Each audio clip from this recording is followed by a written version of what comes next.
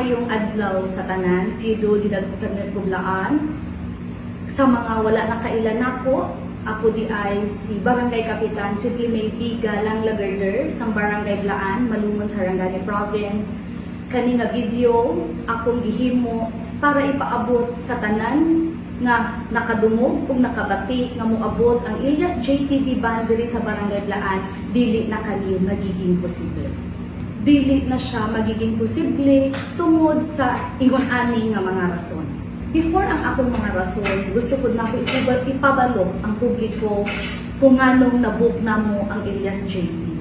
Tung January 19, 2025, giplanuhan na nato ang foundation anniversary para sa atong pinalangga nga Barangay Blaan.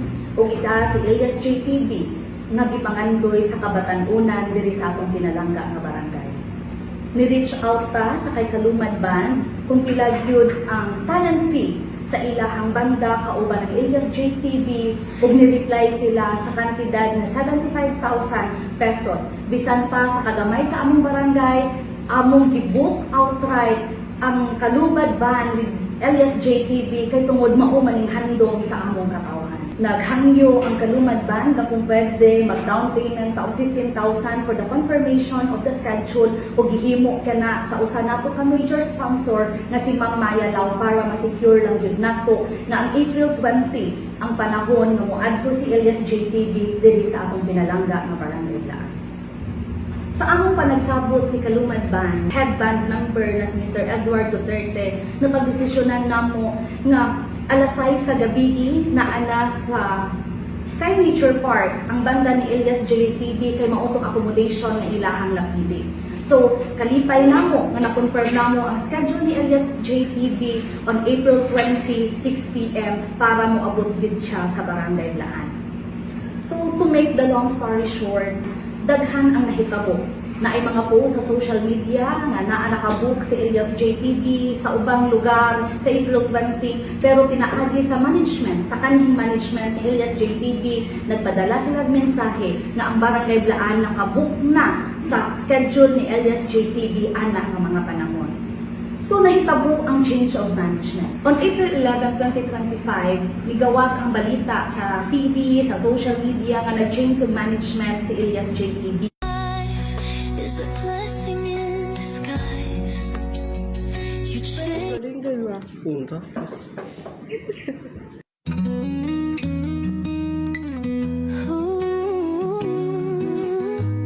Nga nag-change of management si Ilyas JTV. So, outright, nakaisip ta nga madayon makaha siya diri sa Barangay Blaan. Grabe ang atong pagpaningkamot nga makontak ang iyang management, ang bagong management, pero wala gid ta gina-replyan. Grabe atong panawag sa ginahatag nila nga mga numbers, wala gid sila nagatawag. And tung natawagan na nako ang bagong management sa WhatsApp, ang iyahang ingon sa ako, ipupursue na ko ang bagong schedule nga gihatag, ang schedule nga nahatag na sa amoa, kinahanglan namo mo follow sa bago nga tarifa sa iyahang talent nga si Ilyas nga nagkantidad og 200,000.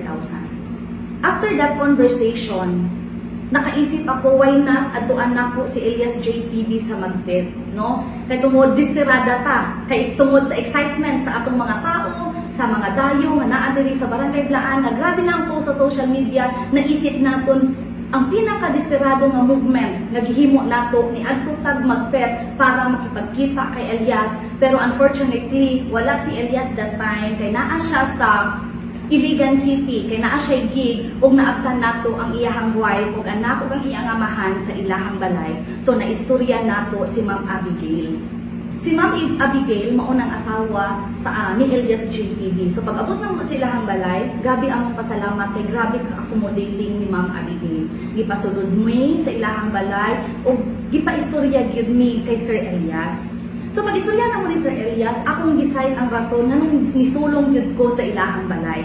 So isa sa mga rason na akong gihatag kay Sir Ilyas, dili na ako ma-afford nga maulawan sa katawhan sa Barangay Blaan ug sa tanan nga tao nga nag-abang sa iyahang moabot siya sa Barangay Blaan, mao na niabot gid ko sa Magbet. O sa pag-istorya na mo ni Sir Ilyas, nakita na ko ang sinseridad, nakita na ko nga maayo gid siyang tao. kay ni commit gid siya nga ma'am adtuan ta ka sa April 20 kay nakabook naman na. Ug nangutana ko si Sir Elias ako akong pila ang gihatag nga presyo ni kalumadban ug giingon pud nako ang 75,000 ug giprangka pud nako si Sir Elias nga dili nako afford ang 200,000 maunang niingon siya okay na tong 75,000 ma'am. Ug diingnan pagani ko ni Sir Elias unta ma'am nitawag na lang ka wala na lang ka diadtog balay kaysa kalayo. Tinuod gyud ang kalayo kay mobiyahe pa man ko unong ka oras gikan diri sa Barangay Blaan paadto sa Magpet. Para lang unta ma-secure gyud namo ang schedule sa atong idolo nga si Elias JP. Sa kadakong kalipay, ni uli mi sa Barangay Blaan kay nakuha man nato ang confirmation gikan kay Elias o sa iyahang asawa ni si Ma'am Abigail ug nadawatan nato nga mohatag gyud og video si Sir Elias nga mo confirm nga moabot gid siya diri sa Barangay Blaan sa dakong kalipay nako ni post gid ni atong gabi nga confirm na nga moabot si Elias JTV sa Barangay Blaan. To make the long story short, here comes the April 13. Tung April 13, nag-chat ko or nag-text ko sa asawa ni Elias na si Ma'am Abigail para i-follow up na ko ang video. Ug makaingon nako nga si Ma'am Abigail is very accommodating, no? Maayong tao, maayong asawa si Ma'am Abigail, very accommodating kay nag-chat ko sa iyaha, wala pa pila ka minuto ni reply si Ma'am Abigail o iyang reply, ma'am, pa-wait lang po ako within the day sa video. And to make the long story short, ni chat or ni text si Ma'am Abigail sa kuaw alas 8 sa gabi asking me kung asa niya ipadala ang video. So anak ko ma'am, kung pwede sa akong Facebook na lang. So ipadala ni Ma'am Abigail sa akong Facebook account ug kung nakita ninyo sa akong timeline na adikto nga nagposta with kay tungod sa Garbo nagposta nga si Elias JTV mo abot kauban gyud sa iyang video confirmation ni April 20 sa gabi naa siya sa Barangay Blaan. So gahapon lamang, April 16, habang nag-enjoy ang tanan nga taga Barangay Blaan, habang ako na-overwhelmed kay tungod sa atong intercollegiate nga event, nga tanan nga school diri, dagko nga eskwelahan diri sa Region 12, nga abot diri sa Barangay Blaan, tungod sa pasundayag nato sa volleyballs, men's and women's, kakuratan ko sa isa ka Facebook post na si Elias JTV mo abot sa isa ka munisipyo diri sa Mindanao. Nakuratan ko o ni-chat kay Ma'am Abi, the exact word, Ma'am Abi, pasabta mi nganong naa si Elias JTV dito sa Jose Abad Santos na nakaschedule man siya diri sa amua. So ana si Ma'am Abigail sa kuha, iyahang i-confirm, iyahang pangitaan og pamaagi nga makontak ang management ni Sir Elias